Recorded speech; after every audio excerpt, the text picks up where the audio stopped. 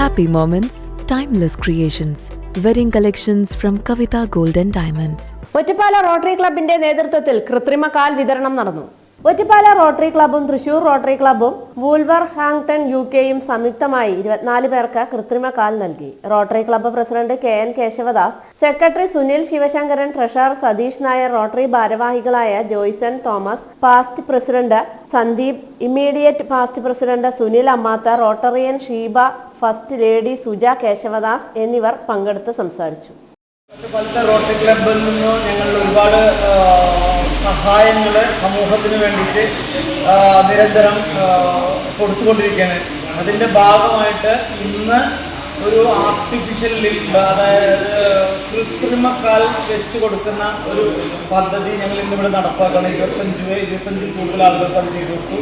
അതുപോലെ തന്നെ കഴിഞ്ഞ വർഷം 50 കൂടുതൽ ആളുകൾക്ക് ചെയ്തു കൊടുത്തു.